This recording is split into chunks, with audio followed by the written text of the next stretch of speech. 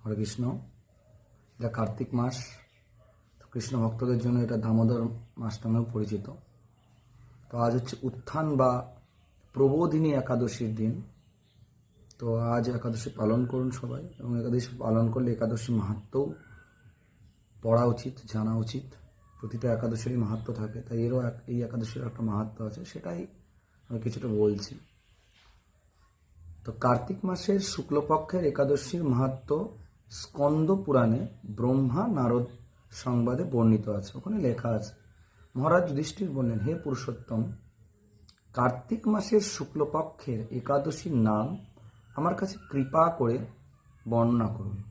শ্রীকৃষ্ণ বললেন, হে রাজন, কার্তিক মাসের শুক্লপক্ষের একাদশী উত্থান বা প্রবোধিনী নামে খ্যাত। প্রজাপতি ব্রহ্মা পূর্বে নারদের কাছে এই একাদশীর মহিমা কীর্তন করেছিলেন, নারদের কাছে প্রথম। এখন তুমি আমার কাছেই সে কথা শ্রবণ করো। দেবর্ষি নারদ প্রজাপতি ব্রহ্মাকে বললেন, হে মহাত্মা, যে একাদশীতে ভগবান শ্রী গোবিন্দ শয়ন থেকে জেগে ওঠেন, উনি এই একাদশীতেই কিন্তু গোবিন্দ শয়ন থেকে জেগে উঠেছেন। উনি এতদিন ঘুমিয়েছিলেন প্রায় চাতুর্মাস, মানে 4 মাস, তারপর উনি জেগে উঠলেন। এমনিও জাগ্রত, উনি চোখ বন্ধ করলেও উনি জেগে, তবুও এটাকে মানা হয়। সেই প্রবোধিনী বা উত্থান একাদশীর মহিমা আমার কাছে সবিস্তারে কীর্তন করুন। ব্রহ্মা বললেন, হে নারদ, উত্থান একাদশী যথার্থই পাপনাশিনী, পুণ্যবর্ধিনী ও মুক্তিপ্রদায়ী। এই একাদশী ব্রত নিষ্ঠার সঙ্গে পালন করলে 1000 অশ্বমেধ যজ্ঞ ও শত শত রাজস্ব যজ্ঞের ফল অনায়াসে লাভ করা হয়।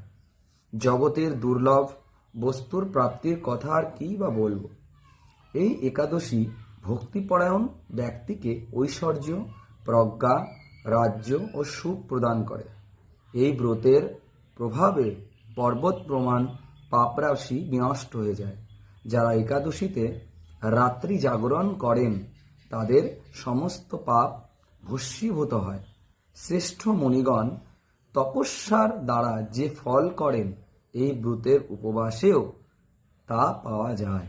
যথাযথভাবে এই ব্রত পালন করলে আশাতীত ফল লাভ হয়, কিন্তু অবিধিতে উপবাস করলে স্বল্পমাত্র ফল প্রাপ্তি হয়। যারা এই একাদশীর ধ্যান করেন তাদের পূর্বপুরুষেরা স্বর্গে আনন্দে বাস করেন। এই একাদশী উপবাস ফলে ব্রহ্মহত্যাজনিত ভয়ঙ্কর নরক যন্ত্রণা থেকে নিস্তার পেয়ে বৈকুণ্ঠ গতি লাভ হয়। অশ্বমেধ যজ্ঞ দ্বারাও যা সহজে লাভ হয় না, তীর্থে স্বর্ণ প্রভৃতি দান করলে যে পুণ্য অর্জিত হয়, এই উপবাসের রাত্রি জাগরণে সেই সকল অনায়াসে লাভ হয়ে যায়। যিনি সঠিকভাবে উত্থান একাদশীর ব্রত অনুষ্ঠান করেন, তার গৃহে ত্রিভুবনের সমস্ত তীর্থই এসে উপস্থিত হয়। হে নারদ, বিষ্ণুর প্রিয়তমা এই প্রবোধিনী একাদশীর উপবাস করলে সর্বশাস্ত্রে জ্ঞান ও তপস্যায় সিদ্ধিলাভ করে চরমে মুক্তিলাভ হয়। যিনি সমস্ত লৌকিক ধর্ম পরিত্যাগ করে ভক্তিভরে এই ব্রত উপবাস করেন, তাকে আর পুনর্জন্ম গ্রহণ করতে হয় না। এমনকি মন ও বাক্য দ্বারা অর্জিত পাপরাশিও শ্রী গোবিন্দের অর্চনে বিনষ্ট হয়ে যায়।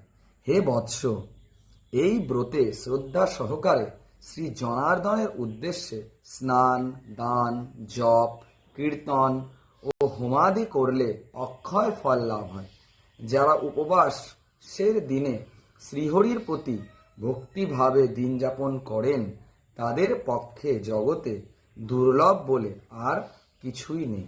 চন্দ্র ও সূর্য গ্রহণে স্নান করলে যে পুণ্য হয়, এই উপবাসে রাত্রি জাগরণে তার সহস্র গুণ স্বীকৃতি লাভ হয়।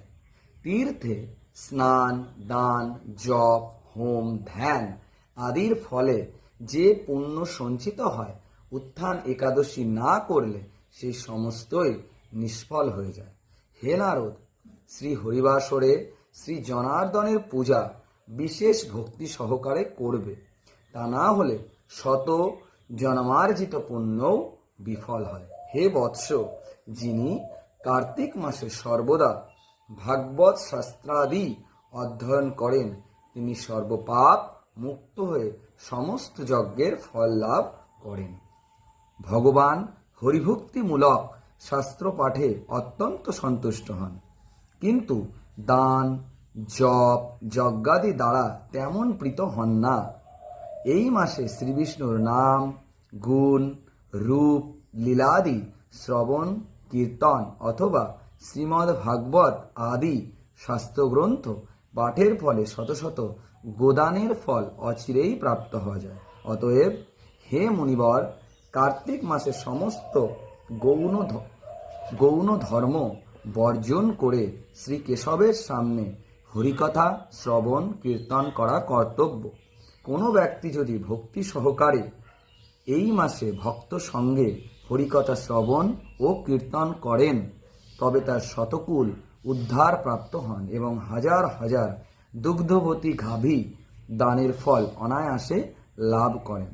এই মাসে পবিত্রভাবে শ্রীকৃষ্ণের রূপ গুণাদির শ্রবণ কীর্তনে দিন যাপন করলে তার আর পুনর্জন্ম হবে না। এই মাসে বহু ফলমূল, ফুল, অগুরু, কর্পূর ও চন্দন দিয়ে শ্রীহরির পূজা করা কর্তব্য। সমস্ত তীর্থে ভ্রমণ করলে যে পুণ্য সঞ্চয় হয়, উত্থান একাদশীতে শ্রীকৃষ্ণ পাদপদ্মে অর্ঘ্য প্রদানে তার কোটিগুণ সুকৃতি অর্জিত হয়। শ্রবণ, কীর্তন, স্মরণ, বন্দনাদি নববিধা ভক্তির সাথে তুলসীর সেবার জন্য যারা বীজ রোপণ, জলসেচন ইত্যাদি করেন, তারা মুক্তি লাভ করে বৈকুণ্ঠবাসী হন। হে নারদ, সহস্র সুগন্ধি পুষ্পে দেবতার অর্চনে বা সহস্র সহস্র যজ্ঞ ও দানে যে ফল লাভ হয়, এই মাসে শ্রী হরিবাসরে একটি মাত্র তুলসী পাতা শ্রী ভগবানের চরণ কমলে অর্পণ করলে তার অনন্ত কোটি গুণ ফল লাভ হয়। ইতি উত্থান প্রবোধনী একাদশী মাহাত্ম্য সমাপ্ত। হরে কৃষ্ণ। রাধে রাধে।